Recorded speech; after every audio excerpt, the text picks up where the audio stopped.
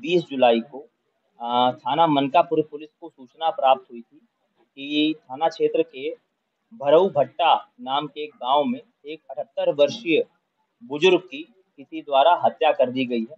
इस सूचना पर तत्काल पुलिस और उच्चाधिकारियों द्वारा मौके पर पहुंचकर जांच की गई। फील्ड यूनिट को भी मौके पर बुलाकर साक्ष्य संकलन की कार्रवाई की गई। इस प्रकरण के संबंध में जो मृतक हैं उनके पौत्र वधू के द्वारा लिखित तहरीर के आधार पर सुसंगत धाराओं में इसमें थाना मनकापुर पर अभियोग पंजीकृत किया गया। मेरे द्वारा इस घटना के अनावरण हेतु एसपी पूर्वी के नेतृत्व में 3 टीमों का गठन किया गया था। इसमें एसओजी और सर्विलांस टीम को भी लगाया गया था।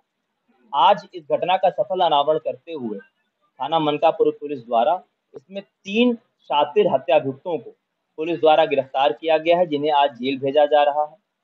इस घटना के संबंध में जब इनसे विस्तृत पूछताछ की गई तो जो इसमें आरोपी पकड़े गए हैं, इसमें मुख्य आरोपी और मास्टरमाइंड इस पूरी घटना की जो मृतक हैं उनकी सगी पौत्री जिसका नाम रिंका चौहान है वो निकल कर आई है।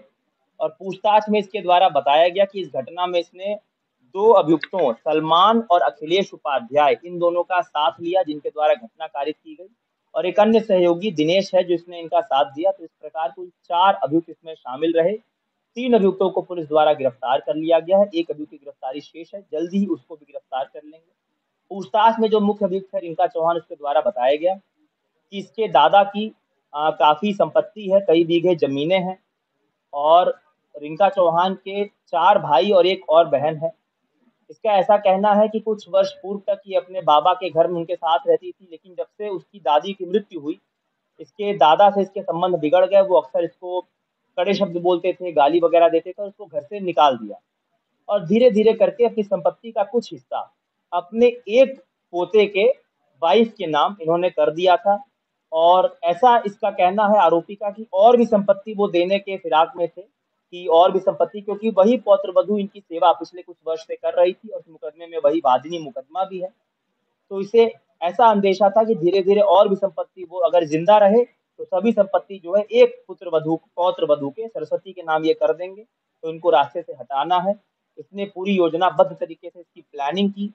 सलमान और अखिलेश को इसने कुछ रुपयों का लालच देख के इसके लिए तैयार किया कि तुम्हें ये घटना करनी है। ये बहुत गरीब मजदूर किस्म के व्यक्ति हैं, और योजनाबद्ध तरीके से 19 जुलाई की रात को इन्होंने इस घटना को क्रियान्वित करने का समय चुना, और खुद 18 तारीख को रिंका चौहान जो मास्टरमाइंड है फ्लाइट का टिकट बुक कराकर पुणे चली गई, और अपने मित्र जो दिनेश है उसको यह ड्यूटी दे गई कि आप इन दोनों जो आरोपी हैं सलमान और अखिलेश, इसको 19 तारीख यानी घटना की रात को 11 बजे आप गांव इसको पहुंचा दीजिए। और ठीक ऐसा ही दिनेश द्वारा किया गया।